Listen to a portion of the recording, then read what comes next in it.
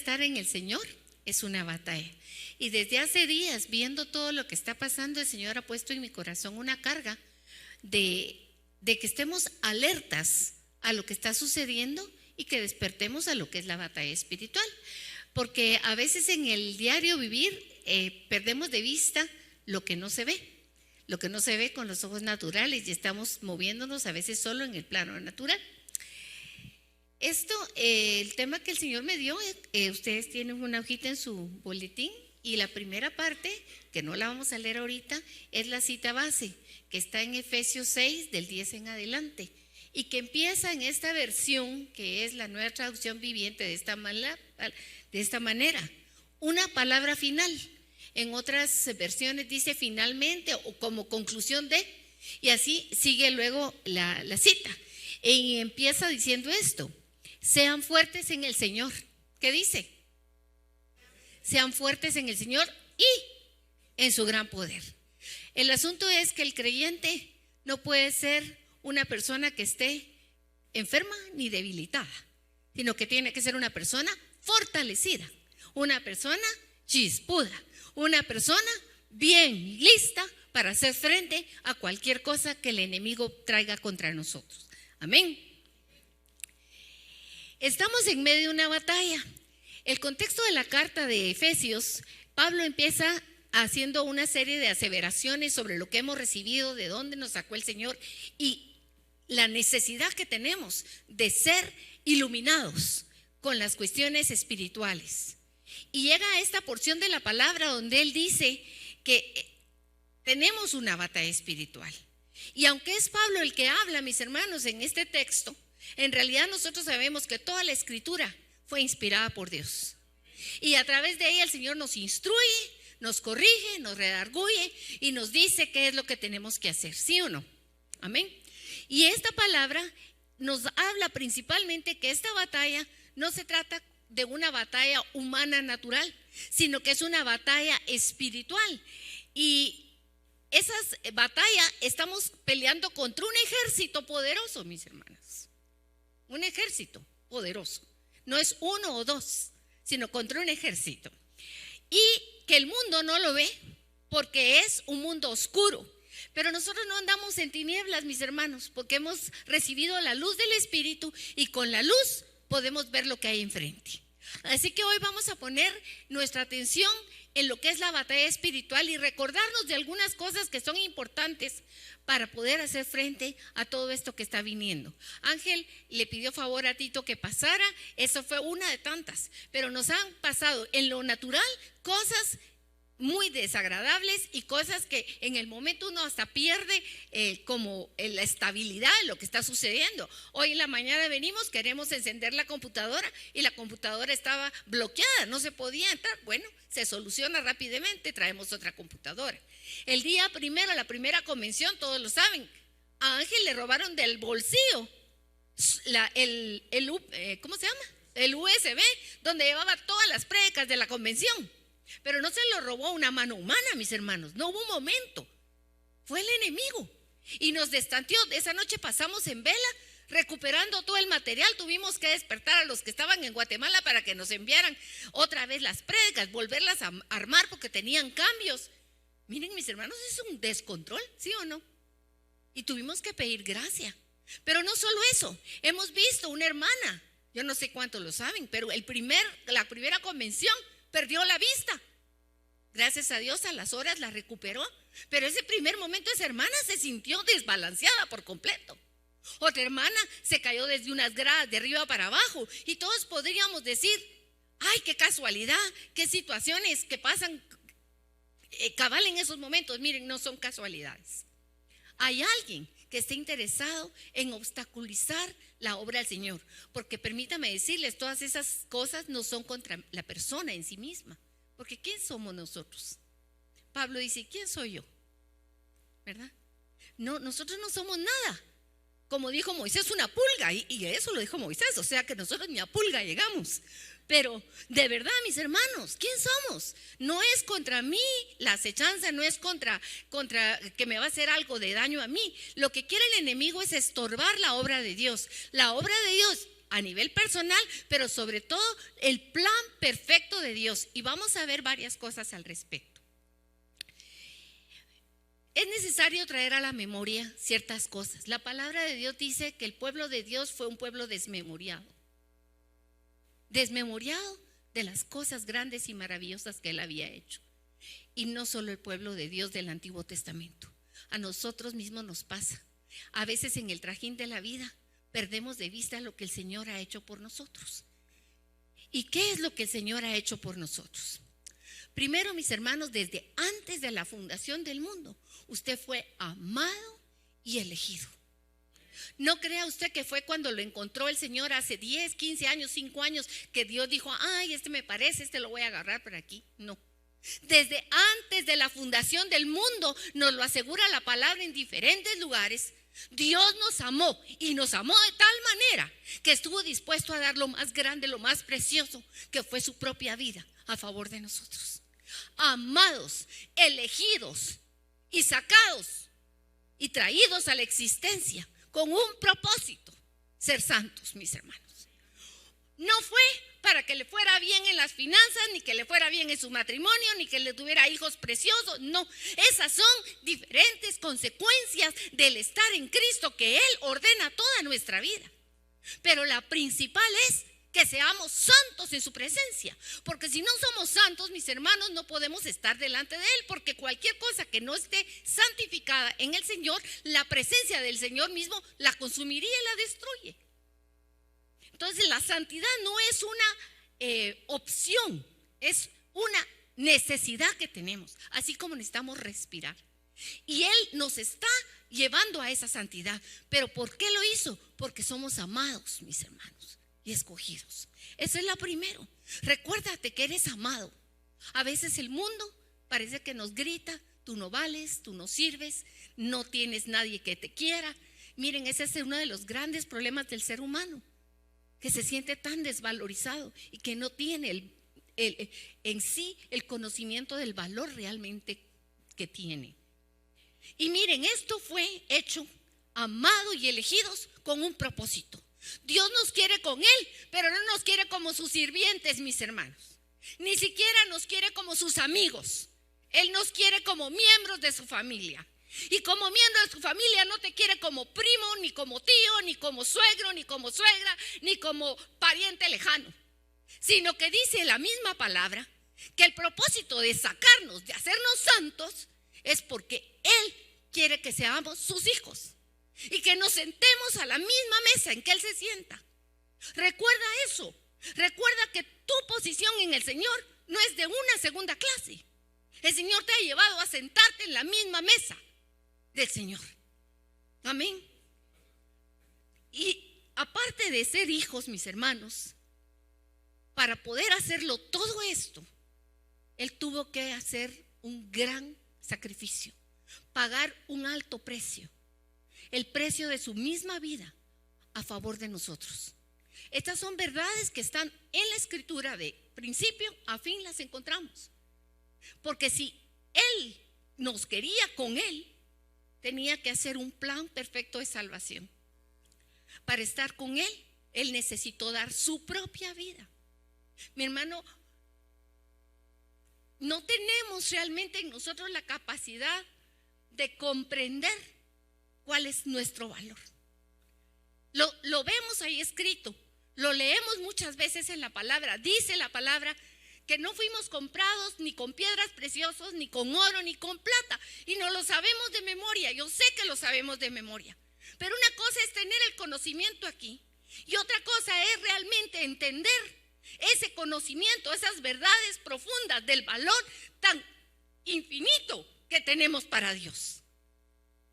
Cuán grande es su amor y cuán grande es el valor que Él nos da a cada uno de nosotros, que estuvo dispuesto a dar su sangre por nosotros, para poder llevar a cabo esta obra. Por medio de su sangre viene el perdón de los pecados, porque necesitábamos ser perdonados para recibir su gracia. Sin perdón no habría derramamiento de gracia, mis hermanos. Y sin Y no solo perdón, porque una persona le puede decir, bueno, te perdono, pero ya no te quiero ver, ya se te quita el castigo, pero ok, vete a tu casa y quédate ahí tranquilo, porque ya no vas a tener diferencias conmigo. Pero Dios, cuando da su perdón, verdaderamente toma todo lo que está en nosotros, en contra de Él, lo agarra y lo tira a sus espaldas. Usted trate de verse a la espalda. Les pido, traten de hacer el ejercicio de verse a la espalda. No podemos. La palabra de Dios dice que Dios lo hace así, no porque Él no pueda verse, porque Él lo puede ver todo. Pero es una figura que Él usa para darnos a entender que cuando Él perdona nuestros pecados, literalmente Él deja de verlos. Ya no quiere más verlos. Y entonces nos mira a través de los ojos de Jesucristo y de su sangre y nos mira perfectos como Cristo es. Amén. Y entonces nos podemos sentar a la mesa con Él. Y no solo eso, como todavía no estamos allá, la palabra dice que en los cielos hemos sido bendecidos con todas estas bendiciones espirituales, pero nosotros todavía no estamos arriba, todavía estamos aquí. Toque usted así el suelo para acordarse dónde está en la tierra, estamos aquí caminando en este mundo. Hay una promesa de una herencia. Cuando nosotros nos dicen que vamos a recibir una herencia, uno se pone feliz. Y dependiendo de cómo sea el que va a heredar, todavía más feliz, ¿verdad? O poco feliz, porque si es uno que no tiene mucho, pues no nos va a hacer mucha la diferencia. Si es alguien que tiene bastante y que nos va a heredar todo lo que él tiene, decimos qué bueno, qué bonito va a estar eso. Pero si nosotros recibimos una herencia de Dios, piensen, la herencia de Dios va acompañada de promesas. La herencia se recibe cuando el otro ya no está y tú la recibes. Hay un momento, mis hermanos, hay una herencia preparada para nosotros, una herencia que está en los cielos, una herencia que no alcanzamos ni siquiera a imaginar de qué se trata, pero el Señor la describe en su palabra. Y hoy tenemos que recordar estas verdades, porque a veces somos tan ciegos que solo estamos viendo lo de aquí en la tierra y nos limitamos a las cosas pequeñas y sin sentido que están aquí a nivel de la tierra. Estas 4 cosas que he puesto yo en este cuadrito nos tendrían que llevar a un valorar de una manera sobrenatural el hecho de llamarte hijo de Dios.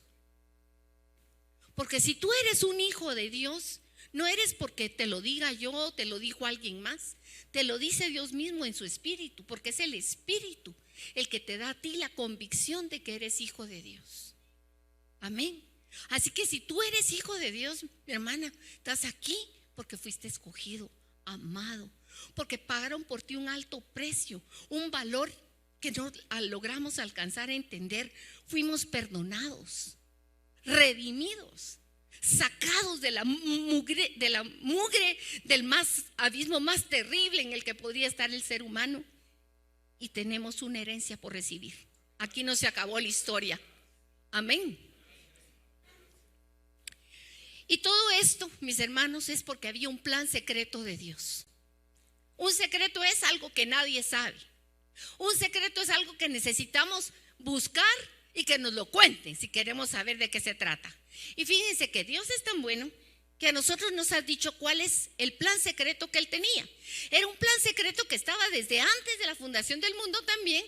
Y ese plan secreto de Dios era que toda la creación, lo visible y lo invisible, venga a estar bajo el señorío de Cristo.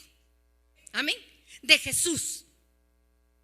Era un plan secreto, nadie lo sabía, pero Él en su palabra lo fue dando a conocer.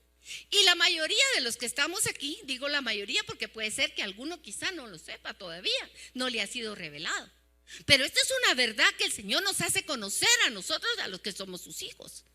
Él nos ha hecho saber que vendrá un día en que toda rodilla en los cielos, en la tierra y debajo de la tierra la doblará delante del Señor Jesucristo. Amén. Ese día aún no ha llegado, pero nosotros sabemos que así va a ser, que va a ser así. De hecho lo cantamos y nosotros decimos con alegría: yo ya doblo mis rodillas. Yo no estoy esperando que llegue ese día para que me las doble el Señor, porque miren, ahí el que quiera y el que no quiera va a doblar las rodillas para el nombre del Señor Jesucristo. Ese era el plan secreto y muchos no lo saben, pero nosotros tenemos el privilegio de saberlo. Este plan secreto, que ya lo vislumbramos, todavía necesitamos sabiduría de Dios y revelación de Él para comprenderlo, mis hermanos, para comprenderlo espiritualmente. Porque como les decía, una cosa es aquí en la cabeza y otra es comprenderlo en el espíritu. Y ese plan secreto tiene secretos. Yo les hablé un poquito de la herencia. Y la herencia tiene que ver con esperanza. La herencia no la tenemos todavía plenamente. La estamos esperando. Hay un tiempo que va a pasar todavía antes de que tú tengas plenamente esa herencia en posesión. Es una riqueza y es una grandeza del poder de Dios que tenemos que tener revelación de Él para hacerle frente a la batalla que vivimos en este mundo. Amén.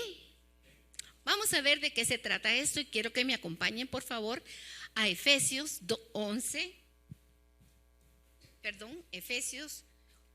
1, versículo 18 y 19. Cuando la tengan me dicen amén. Ay, qué rápidos son mis hermanos. Pablo hace una oración que yo quise hacer mía y yo creo que cada uno de nosotros debemos hacerla por nosotros. Pablo estaba intercediendo por sus hermanos en la fe. Pero mis hermanos, esto yo lo puedo pedir para los que están cerca de mí, para los que amo, para mi congregación amada. Pero cada uno debiéramos de pedirlo en forma personal. Dice la palabra, mi oración es, mi súplica es, mi clamor al Señor es que los ojos de mi entendimiento sean iluminados. Que los ojos de cada uno de los hijos de Dios tengan una luz especial para que sepan, miren, qué es lo que tenemos que saber y que aún no sabemos plenamente. La esperanza a la que fuimos llamados. ¿Qué es lo que estamos esperando, mi hermano? ¿Se había usted preguntado esto? A veces oímos la palabra esperanza, pero ¿qué es lo que estás esperando? Pregúntatelo. ¿Le has dicho al Señor, qué es lo que tú me vas a dar? ¿De qué se trata el estar eternamente contigo? Mis hermanos, a veces nos quedamos con lo que nos dijeron a veces en la escuela de pequeñitos cuando íbamos a recibir doctrina. Y pensamos, nos dijeron, allá todos vamos a estar aplaudiendo y solo vamos a ver al Señor. Y entonces uno dice, cuando ya uno piensa y dice, qué aburrido. ¿Cómo será eso estar solo viéndolo y viendo y no voy a hacer nada ahí? Mis hermanos, esto tiene que ser una revelación que el Señor nos dé. ¿Qué es esa esperanza? ¿Qué es eso que esperamos? ¿Qué es esa vida eterna? ¿Qué es esa vida abundante? ¿Qué es esa vida en plenitud? Por supuesto, aquí tenemos muy poquito grado de comparación. Por eso aquí el Señor no deja como una figura para que nosotros nos la imaginemos. Tenemos que pedir la revelación de Dios con respecto a esto. Porque si usted sabe que lo que le está esperando, por ejemplo, pongámoslo en términos naturales, que lo que le espera es 1,000,000 de quetzales en el banco cuando se muera don fulanito, usted está esperando que se muera fulanito. Le digo que sí. Me recuerdo que estaba mi hija pequeña y estaba mi hermana en la casa y tenía un collar de corales muy bonito puesto. Ella se acercó y le preguntó y le empezó a tocar el collar y así, estaba chiquita. Y entonces le dice mi hermana, cuando me muera te lo voy a dejar a ti, le dijo. Ay, qué alegre, dijo, y se fue. Pero no habían pasado ni unos minutos y regresó. ¿Cuándo te vas a morir, tía? Miren, el que está esperando con anhelo algo, eso es lo que piensa. No nos hagamos los muy santos, mis hermanos. Como que no tenemos, sí. Cuando uno sabe que lo que le espera es algo, uno lo anhela. Pero si uno no tiene ni idea, a veces hasta lo despreciamos, porque no tenemos el peso de lo que es la gloria del Señor. Por eso tenemos que pedir, Señor, abre mis ojos, ilumina los ojos de mi entendimiento, como dice Pablo aquí, para saber cuáles son las riquezas de lo que tú me has llamado a hacer. ¿Cuál es la herencia que tú tienes para mí? ¿Y cuál miren esto, porque una cosa es lo que va a hacer allá, pero el segundo versículo habla de un tiempo para acá. ¿Cuál es la extraordinaria grandeza de su poder para con nosotros, los que creemos, conforme a la eficacia de la fuerza de su poder? La herencia va a ser cuando lleguemos allá. Eso es lo que estamos esperando, que Dios nos ilumine los ojos del entendimiento para anhelarlo con todo el corazón. Pero para aquí necesitamos saber ya de qué se trata la fuerza del poder de Dios, que dice aquí en esta cita: es extraordinaria grandeza del poder de Dios. Es tan extraordinaria que levanta a los muertos de la tumba, mis hermanos. Ese es el poder de Dios. El que no tiene ni la muerte se le opone. Ni la muerte tiene poder contra Dios. Nada. Pero ese poder está aquí para los que creemos. Eso es importante. Subráyelo usted en el texto de su Biblia, porque esta riqueza del poder de Dios es para nosotros los que creemos aquí en la tierra, mi hermano. Para los que tenemos todavía que estar aquí.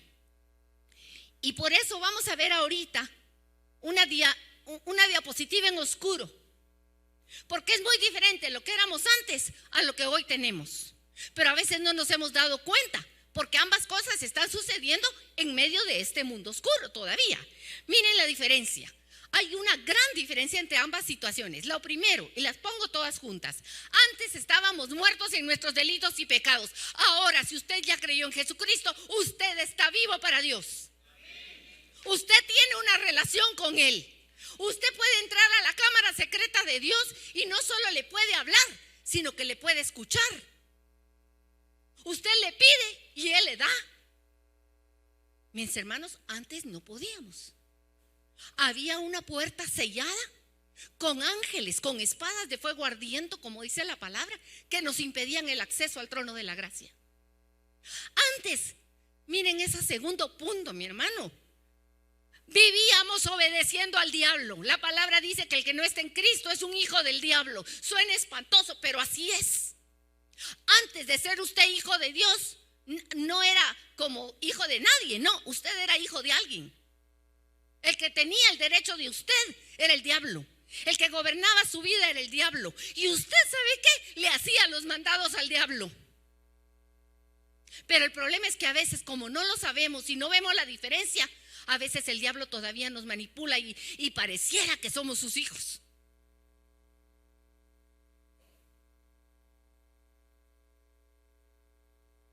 Ouch. Ouch. Pero antes vivíamos en esa obediencia, ignorantes de ello. Y vivíamos siguiendo no solo eso, sino haciendo lo que se nos daba la gana, viviendo a mi manera. Así vivíamos antes. La pregunta es, ¿ya no estamos ahí o estamos igual?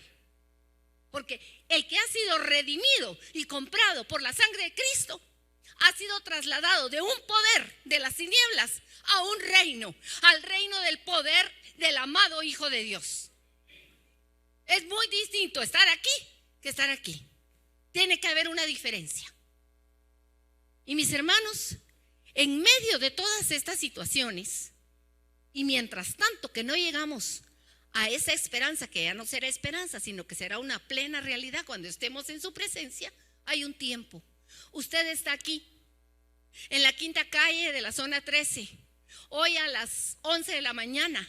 Estamos dentro del tiempo todavía, del tiempo de la humanidad, no el tiempo de Dios, porque el tiempo de Dios es la eternidad. Pero nosotros tenemos un tiempo, tenemos un espacio, tenemos un día de que trabajamos, tenemos necesidad de dormir, nuestro cuerpo se cansa, no solo somos espíritu, tenemos esto a cuestas todavía, ¿sí o no?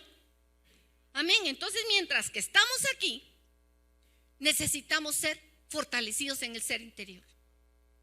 Hemos nacido de nuevo, tenemos un nuevo ser interior en nosotros, un hombre que ha sido criado en nosotros a imagen de Jesucristo, pero nace como un bebé que tiene que crecer, y ese crecimiento, esa fortaleza, así la mejor imagen es un niño. El niño bebecito depende al 100% de sus papás. Pero conforme va creciendo se va haciendo independiente y llega un día en que cada quien hace su vida independiente de sus papás, independiente en el aspecto material, pero sigue habiendo nexos con los padres, con la familia. El plan de Dios es que nosotros crezcamos hasta llegar a la estatura del varón perfecto, que es Jesucristo, que toda la obra de Jesucristo se realice plena y completamente en nosotros. Y ese es un proceso, mis hermanos, donde cada vez vamos siendo más fuertes. El mismo Jesús aquí en la tierra fue sometido a una experiencia de entrenamiento para ser el fortificado. Cuando él empieza su vida pública, el Espíritu mismo, dice en Marcos 1, lo llevó al desierto. Marcos 4, perdón. Y el Espíritu lo lleva al desierto para enfrentarse al enemigo, al adversario. Las batallas que tenemos en esta vida, mis hermanos, no crean que simplemente el diablo las puede hacer porque él quiere. No, es Dios mismo el que las permite. Y a veces el mismo Espíritu nos lleva a tener esos enfrentamientos con él, porque de esas batallas salimos librados. Salimos librados por el poder y la fuerza extraordinaria del poder de Cristo. Amén. Miren, Jesús en el desierto le fueron presentadas tal vez, y yo pienso que fueron las tres grandes tentaciones que el ser humano tiene. La tentación de ser como Dios, de vivir una vida independiente de Dios. La tentación de todo lo material que supla las necesidades y que ya no le haga falta lo espiritual. Y la tentación del poder y de gobierno sobre los demás. Y a todas el Señor contestó: escrito está. Escrito está. El Señor conocía muy bien lo que estaba escrito. Y por eso tenía la palabra en la punta de la lengua y le estaba respondiendo con esa palabra al diablo.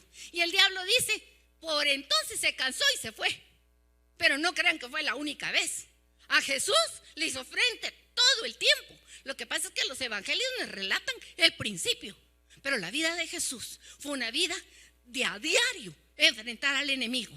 Y cada vez Jesús estaba más fuerte y más poderoso. Así que el que está en usted es el poderoso. El poderoso que ha vencido al diablo y a todos sus compinches y ya está vencido y derrotado. Eso lo tienen que tener claro. Pero no solo necesitamos ser fortalecidos interiormente, sino que miren, como un arbolito, cuando usted siembra una planta, echa raíces, pero el primer día los primeros días usted va y solo, yo creo que si solo lo sopla se cae. No tiene mayor fuerza. Pero a medida que crece un árbol y llega a ser un árbol fuerte y enraizado, esas raíces están tan firmes en el suelo que es difícil desarraigar un árbol. Tan difícil que a veces pareciera imposible. Tiene uno que arrancarlo por pedazos y a veces ni la raíz y vuelve a retoñar. Mis hermanos, no estoy hablando del mal. Estoy hablando de cómo debemos estar enraizados en el Señor, en su amor, en su verdad, en su justicia, en su perfecta voluntad. Eso es un crecimiento, a mayor conocimiento de Él, a mayor revelación de su palabra, nuestra fuerza, nuestras raíces se prenden más de Él. Nosotros no queremos vivir independiente del Señor, queremos vivir fuertemente arraigados, de tal manera que hasta le decimos: Señor, no me sueltes, por favor. Las circunstancias de la vida nos pueden hacer sentir que nos va a arrancar el viento. Miren, les contaba a unos hermanos cuando entré, ahorita en esta época hacen unos vientos tremendos en Palín, tan fuertes que bota árboles, que botan los frutos a veces de los árboles, pero los árboles después se quedan sin una hoja, pero el árbol sigue de pie. Y el año entrante recupera todas sus hojas y está tan verde y tan precioso como debería estar y vuelve a dar su cosecha. Hay momentos en la vida que los problemas nos zarandean, que las batallas nos dejan sin una hoja, que nos dejan débiles, si ustedes quieren, pero el que se ha enraizado en el Señor y está agarrado de la roca firme, ese está fuerte, aunque pierda las hojas en el momento. Gracias, Señor. Bendito sea tu nombre. Gracias, Señor. Y todo esto es con un propósito. Mis hermanos, si usted está fortalecido en el ser interior, si usted está arraigado en el Señor, entonces su vida en el diario, usted va a vivir conforme los principios de la palabra. Yo no se los voy a decir aquí porque Eso tiene que ser algo que en su relación con el Señor Él le va dando a usted en cada día. Las decisiones de cada momento que tienen que ser tomadas en Él. Los 10 mandamientos del Antiguo Testamento no fueron abolidos, mis hermanos. Lo que fue abolido fue la maldición de la ley. Pero la ley del Señor es perfecta.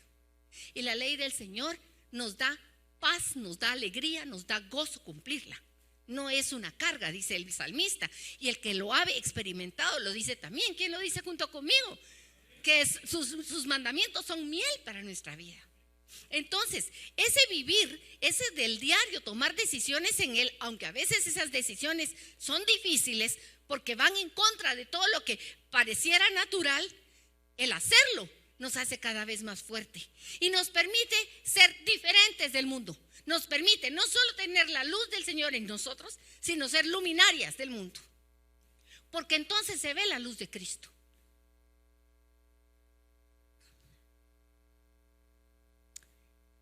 Hay una palabra final aquí. Llego a la palabra final que menciona Pablo. Una palabra final es una conclusión, ya llegué al final y entonces vamos a decir lo último. Todavía no llegué al final, les cuento, todavía me falta. Pero vamos a empezar con una palabra final. Y ahí hay un muñequito, no sé si lo logran ver porque son chiquititos, pero es una figura de un hombre con una armadura de las que se usaban en la Edad Media. Pablo no las conoció, estas armaduras, pero a mí me pareció que esta armadura como que te da una mejor visual de lo que él estaba diciendo. Esta armadura nos la da el Señor y está descrita en Efesios. En Efesios 6 el Señor nos habla de que estamos en medio de una batalla. Y les voy a pedir que leamos ahora sí nuestro boletín. ¿Todos tienen su hojita? Vamos a leerlo en esta versión que lo habla de una manera un poquito diferente a la que la mayoría de nosotros conoce. ¿La tienen ya? Efesios 6 del 10 al 18. Una palabra final. Sean fuertes en el Señor y en su gran poder. Pónganse toda la armadura de Dios para mantenerse firmes. ¿Cómo tenemos que mantenernos? ¿Firmes contra quién? Contra todas las estrategias del diablo. Mis hermanos, el diablo no es un nombre propio. El diablo, la palabra diablo en griego quiere decir el que divide, el adversario. ¿Sí? Es un nombre genérico para saber cuáles son algunas de las estrategias del diablo. ¿Usted puede decirme alguna estrategia del diablo? Un engaño. ¿Alguien más? Temor. ¿Alguien más? Confusión. ¿Qué más? Miedo. ¿Cuál? No te oigo. Muerte. ¿Alguien más? Otra estrategia del diablo. Dividir, muy bien. Matar, muy bien. Bueno, hemos dicho algunas, no son las únicas. El diablo es viejo y sabe más por viejo que por diablo. Y es cierto, usa muchas cosas que a veces nosotros ni estamos conscientes. Los problemas, los disgustos de cada día, las molestias que suceden entre las personas. Miren, a veces, ¿por qué no venimos los domingos? Hoy invitaba a mi hermana Cora a que no dejemos de congregarnos. Muchas veces no venimos el día domingo a congregarnos. ¿Saben por qué? Porque ese día nos enojamos ya estábamos todo listo para salir y en eso un disgusto. Y en eso una cáscara y ¡pum! Me resbalé en la puerta de la casa. En ese momento el carro no prendió. Vamos a ir al retiro, ya está todo listo. Y en el último momento no voy. ¿Saben por qué? Porque se me había olvidado el cumpleaños de mi hermanita. Porque me dio un catarro. Porque mi hijo le dio un berrinche. Esas son estrategias del diablo, mis hermanos, para parar la obra, para meternos zancadilla, para hacernos debilitarnos en las cosas que Él tiene. No son solo las grandes cosas, las pequeñas cosas que son como una espina. Yo no sé si usted ha tenido alguna vez metida una espina en un dedo. ¿Ha pensado de qué tamaño es la espina? Que ni siquiera se puede coger con las uñas, ya hay que coger una pinza. Pero esa mini espina metida entre su carne. Le duele hasta la cabeza, le impide de realizar bien las funciones. Así son las estrategias de Satanás. Usa espinas así de chiquititas y plum, nos las clava y nos destantea. Tenemos que estar atentos, mis hermanos, porque estamos en medio de la batalla y las estrategias del diablo son muchas, no solo las grandes. Además, tenemos que estar fuertes. Esa fuerza en el Señor nos viene de comer la palabra, nos viene de orar, nos viene de buscar al Señor, nos viene de saber lo que es la verdad de la palabra del Señor. Además, tenemos que estar revestidos de una armadura, que la vamos a ver más adelante, y además estar conscientes que la lucha es contra el diablo y sus estrategias, no es contra cualquier enemigo. A veces vemos al enemigo en el esposo, en la esposa, en los hijos, en la muchacha, en el empleado de la oficina, en qué sé yo, hasta el chocho se vuelve a veces nuestro enemigo. Sí, pero miren, vamos a ver lo que dice la palabra. Dice en el versículo 12, tomen su hojita, lean conmigo. Pues no luchamos, en voz alta, por favor.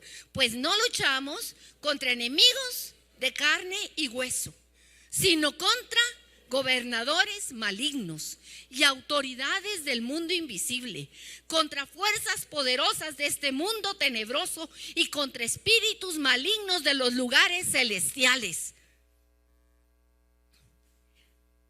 Miren, este adversario que describe aquí la palabra, y me gustó mucho esta cita, porque nos hace ver que es diferente el diablo de lo que es lo natural que conocemos. Primero nos hace ver tres cosas aquí. No es una persona de carne y sangre. Y puse un torito, porque un torito nos puede dar miedo y aquí ninguno somos toreros. Pero tal vez le hacemos frente. Con lo que hemos visto en la televisión o en algún lado, algún atrevido habrá que salga con la capa y le haga frente al toro. Pero el toro es chiquito comparado con el diablo. No creo que muchos serían valientes de meterse a un ruedo a torear el toro. Pero a veces pareciera que estamos peleando con toros. Miren lo que dice el segundo, y puse un mundo pequeñito, porque dice aquí gobernadores malignos. Son seres, nuestro enemigo, son seres espirituales que tienen gobierno, tienen autoridad, tienen un poder. Mis hermanos, por favor, ponga atención. Son autoridades, o sea, que están por encima del mundo invisible, o sea, no se ven con los ojos. Y además dice, tienen fuerzas poderosas, pero esas fuerzas poderosas son sobre el mundo, no son sobre los hijos de Dios que tienen luz. Su fuerza poderosa es sobre el mundo oscuro, pero nos afectan cuando nosotros andamos como cieguitos, como aquel muñequito que usa Ángel, que tiene la venda puesta y que anda así que no sabe por dónde va. Pero el Hijo de Dios tiene luz en sí mismo, y esa luz en sí mismo es una lámpara que debe estar encendida, no solo para alumbrar a los demás, sino para alumbrar mi propio camino. Pero miren, el último, y puse un dinosaurio ahí, porque ese enemigo, por muy fuerte y poderoso que sea, ya fue vencido en la cruz del Calvario. La cabeza le fue aplastada. Él ya no está en ese poder. Fue exhibido. La palabra lo dice claramente, que Jesús en su desfile victorioso, Jesús llevaba a todos atrás como rehenes, amarrados, imposibilitados. Fueron exhibidos públicamente. Y está destinado a destrucción completa. Mi hermano, estamos en una batalla. El enemigo pareciera muy grande, muy fuerte, pero nosotros sabemos el principio, el en medio y el final de la historia.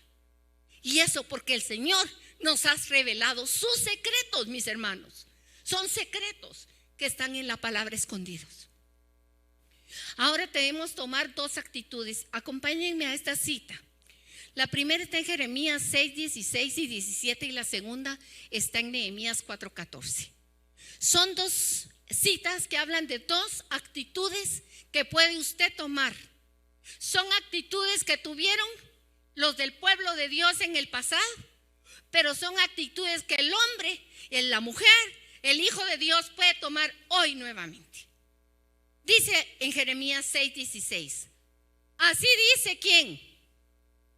Así dice el Señor: paraos en los caminos y mirad, y preguntad por los senderos antiguos cuál es el buen camino, y andad por él, y hallaréis descanso para vuestras almas.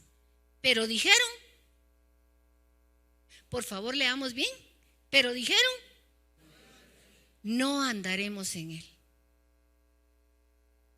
Y dice el Señor, porque sigue ahí hablando el Señor: y puse centinelas sobre vosotros que dijeran, escuchad el sonido de la trompeta. Pero dijeron, ¿qué piensan ustedes de esta respuesta, de esta actitud? ¿Qué es esta actitud? ¿Cómo le llamamos? Es una rebeldía. Es una rebeldía contra Dios. Es la misma naturaleza de Satanás levantándose y diciéndole, pues no, yo voy a hacer lo que a mí me gusta, no lo que tú dices en tu palabra. Y miren, hay quienes tienen un carácter que tú les dices, por favor, haz esta cosa. No. Bueno, por lo menos ya sabemos que dicen no. Esa se llama rebeldía activa, porque te lo declaran. Pero hay otros que no dicen no, pero no hacen nada de lo que uno les dice. Y no hacen nada de lo que Dios les habla. Esa rebeldía está peor porque ni siquiera se dan cuenta de que son rebeldes. Ni lo ven los demás, ni a veces ni siquiera lo ven ellos mismos. Mis hermanos, que no sea esta la actitud de ninguno de nosotros. Cuando el Señor nos habla, cuando el Señor nos hace ver en dónde estamos, la batalla en que tenemos, que hay que ser centinelas, que hay que escuchar su voz que está ya escrita, está en la palabra. Mis hermanos, que la predicamos domingo a domingo, tengo que preguntarme, ¿qué actitud estoy teniendo ante la palabra de Dios? ¿La escucho como oír y oír y me duermo y me parece? Puede ser una actitud. Si es así, gracias al Señor tenemos todavía misericordia y podemos clamar misericordia. Pero hay otra actitud, y yo, en el nombre del Señor, yo creo que esa es la que tenemos aquí todos. Amén. La de Nehemías 4. Nehemías, un hombre de Dios, un hombre temeroso de Dios, que cuando examinó la situación en que estaba el pueblo y supo cómo estaba destruido, pidió a Dios con todo su corazón que le diera su favor para ir y empezar la obra. Y cuando ustedes leen Nehemías, se encuentran a este hombre que llega con poquitos amigos, no llega con muchos. Y cuando llega, aquello que encuentra es un desastre. La casa tirada. Y dice, se fue a inspeccionar y lo que encontró fue una muralla tirada. Mis hermanos, y hoy nosotros con Ángel hemos tenido la oportunidad en este camino que el Señor nos ha estado mostrando, hemos visto que el cuerpo de Cristo está lastimado, mis hermanos, afuera, pero nuestra congregación también. Tal vez tenemos brechas en nuestras murallas. Una brecha es un hoyo. Si su casa tiene un hoyo en la pared que da a la calle, ¿usted qué hace? ¿Por qué la tapa? Porque estamos conscientes de que hay una violencia terrible en Guatemala y que los ladrones andan viendo quién se descuida un minuto para entrar y se llevan todo lo que usted tiene. Si usted tiene un poquito de sentido común, usted no tarda pero ni 5 minutos en ver qué pone ahí para tapar la entrada. Pero espiritualmente, a veces no inspeccionamos la situación de nuestra vida y tenemos brechas, mis hermanos, por donde el enemigo entra y viene a matar, a robar, a destruir, a saquear lo que es del Señor. No puede ser así. Nehemías inspeccionó la ciudad y luego de que inspeccionó la ciudad, llamó a los que estaban ahí y los puso a cuidar su pedazo. Y esto es una de las cosas principales que hoy quiero decirles. Cada uno de ustedes que está aquí, sentado, los que estamos oyendo, tenemos que tomar nuestra posición de batalla por nuestra porción. Usted y su casa son responsables de su porción. Entre todos construimos una muralla, pero yo por más ganas que tenga de orar y de interceder, no me alcanzan las fuerzas para todos. Cada quien tiene que tomar su lugar, reconstruir su porción, orar por sus hijos, orar por sus esposas, orar por el pueblo del Señor. Leamos lo que dice Nehemías 4. Después miré y me levanté y dije a los nobles, aquí hay muchos nobles, oficiales, ¿quiénes son oficiales? Y el resto del pueblo. Miren, él no fue con un grupo específico, fue con todos. Y les dijo, no temáis, porque una de las estrategias del diablo es ponernos miedo o enojo. Las dos sentimientos que asusa el enemigo son miedo o enojo. Pues ni miedo ni enojo, sino que miren lo que tenemos que hacer: acordarnos de todo lo que el Señor ya ha hecho por nosotros, de todo lo que el Señor nos ha ofrecido, que es nuestra esperanza de gloria. Y recordar también que tenemos una fuerza poderosa en Cristo para hacerle frente a esto. Acordarnos del Señor, que Él es grande y temible, y tomar nuestra posición en la batalla, peleando por nuestros hermanos, por nuestros hijos, por nuestras hijas, por nuestras mujeres, por vuestras casas, dice la palabra. Y cuando oyeron nuestros enemigos que habíamos entendido y que Dios había desbaratado su consejo, nos volvimos cada uno a su tarea. Dejaron de fastidiar los enemigos. Lean esta porción de la palabra, lean esta historia en Nehemías. Nehemías estaba rodeado de enemigos, unos que vivían hasta con él y otros que eran de afuera. Así estamos todo el pueblo de Dios. Tenemos enemigos a veces dentro de la casa, otros a veces que están afuera, y a veces el peor enemigo soy yo misma, porque no tengo todo lo que el Señor ya me ha dado. Pero debemos recordarnos quién es el Señor, y recordándonos quién es el Señor, tenemos el poder. Cuando el enemigo vea que estamos armados y que tomamos la verdad de la palabra, se va. Amén. Amén. Vamos a ver esta armadura de Dios. Acompáñenme de nuevo a la lectura de su boletín. Por lo tanto, versículo 13. Así que si ya sabemos que hay una lucha, que tenemos que ser fuertes, pónganse todas las piezas de la armadura de Dios para poder resistir ¿a quién? Para resistir al enemigo. ¿En qué tiempo? En el tiempo del mal. Así después de la batalla todavía seguirán de pie y firmes. De la batalla no va a salir ninguno caído, aquellos que están agarrados del Señor. Pero si usted no está fuerte y fortalecido con toda la armadura del Señor, lo van, perdonen la palabra, tal vez suena fea, pero lo van a cachimbear. Sí, de verdad, si uno no está firme en el Señor, cualquiera llega y le va a dar un cuentazo que lo va a dejar turulato. La armadura del Señor, aquí la describe, y yo sé que se la saben de memoria, por eso no la voy a describir. Pero son 3 porciones que quiero que vean. La primera habla de un cincho de la verdad y de una coraza de justicia. La coraza de justicia es Jesucristo mismo, que nos cubre con su obra perfecta en la cruz. Todo lo que Cristo hizo es lo que es nuestra justicia. Y nos la aseguramos con el cincho de la verdad, que es toda su palabra y todo lo que Él ha dicho. Ahora bien, eso viene a ser un casco y viene a ser un escudo. El casco de la salvación es lo que Él nos ha conseguido, y eso defiende nuestros pensamientos, las ideas, las cosas que viene el enemigo a tirarnos a la cabeza con la verdad de la palabra. Aquí puse 3 palabras: buena noticia, que es el evangelio, fe y salvación. Porque alguien predica la palabra. Perdonen, hoy estoy dando buenas noticias. Hoy es la buena noticia. Este evangelio que estoy compartiendo hoy es una buena noticia, mi hermano. Usted tiene la decisión, cree o no cree, no lo que dice Carolina, lo que dice la palabra de Dios, porque está escrito en la palabra de Dios. Y si usted lo cree, usted tiene salvación, usted se pone el casco y su mente está protegida. Y el escudo de la fe sale por delante y lo defiende de todo dardo del enemigo. ¿Estamos? Pero si no lo cree, es cosa suya.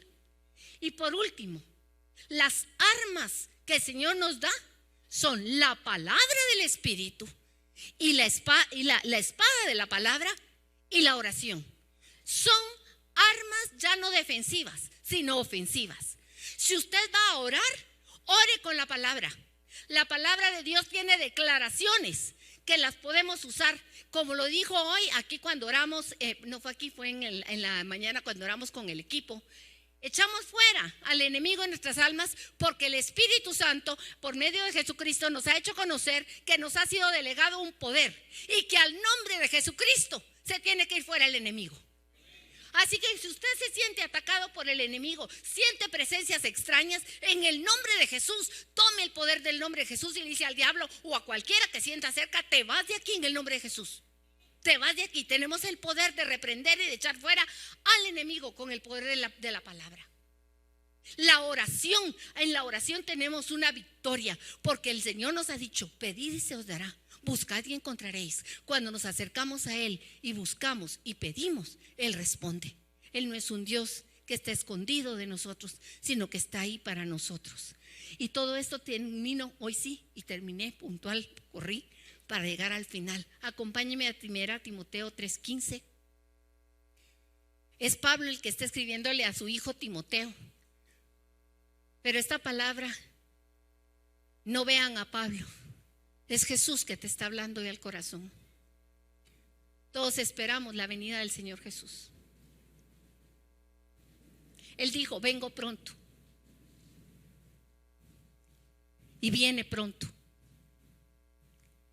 Pero dice Él en su palabra: pero si tardo, tú tienes que saber cómo conducirte en la iglesia. Y la iglesia eres tú. ¿Cómo conducirte en tu vida?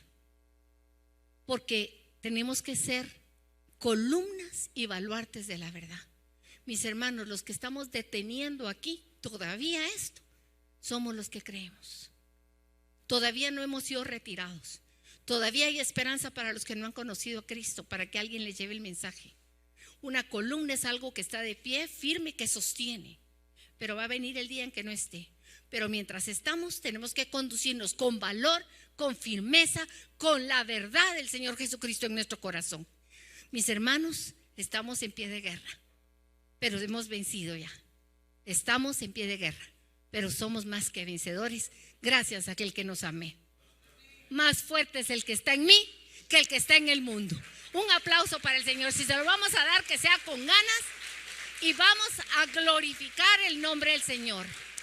Vamos a orar, ponte de pie, firme delante del Señor, y dile: aquí estoy, Señor. Gracias por tus riquezas maravillosas que me has dado y por las promesas que espero todavía. Y gracias por la certeza que tengo un Dios grande, temible, poderoso, excelso, que merece toda la honra y toda la gloria. Gracias, Jesús, porque sé que no estoy solo, que no estoy sola, y que, Señor, tú me has asegurado la victoria. Y me dices: no temas, yo he vencido. Y, Señor, yo lo sé, tú has vencido, eres el Rey victorioso. Gracias, Señor Jesucristo, bendito sea tu nombre. Te exaltamos y te bendecimos, Señor. Amén.